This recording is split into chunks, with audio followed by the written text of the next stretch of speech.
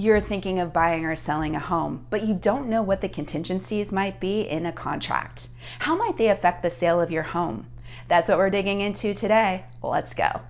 Hi everyone, welcome back to my channel. I'm Bryn with Hearthstone Real Estate here in Eugene, Oregon. On this channel, I talk all about the Eugene area and give you some real estate tips along the way.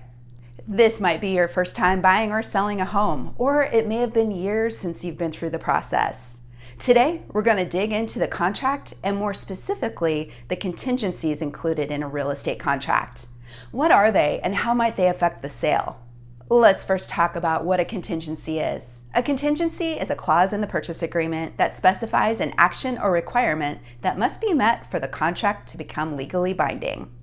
The buyer and the seller must agree to the terms of each contingency before it becomes a part of the contract. To keep it simple, in order for the deal to close, these are the things that must happen first. So what are the most common contingencies during a real estate transaction?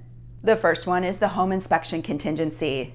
This allows the buyer time to do their due diligence on the property. It can include a whole home inspection, pest and dry rot report, mold inspection, sewer scope, radon testing, just to name a few.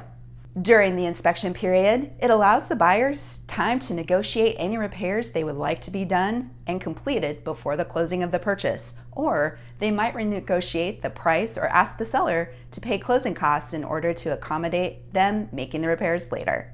The inspection period can be any length of time that both parties agree to, but most commonly it's 10 business days.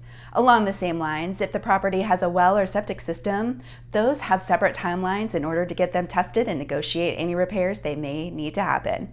Another common contingency is the home sale contingency. This can pertain to either the buyer or the seller. Does the buyer need to sell their current home in order to make the down payment on the new home that they're buying? Does the seller need to identify and have an offer accepted on their next home before they can move forward with the sale of their current home? The home sale contingency is one of the more risky examples of the contingency because it depends on outside forces that are not within the buyer's or the seller's control. If given the opportunity to remove this contingency, it's best. And make sure to avoid multiple contingencies under this heading in the same deal. Next up, we have the appraisal contingency. Is the buyer getting a loan to finance the purchase? If so, it's likely that the lender will require an appraisal of the property. The appraisal ensures that the financial institution will be able to recoup their loan should the buyer default on their mortgage. They need to make sure that they would be able to sell that home for at least the amount that they are lending. If the buyer has enough cash on hand, they do have the option to remove the appraisal contingency on their own. Just to clarify, that doesn't mean that the appraisal is waived. It means that the buyer is willing to pay the difference between the appraised value and the purchase price of the home should there be a gap between the two. The last common contingency is the buyer's financing.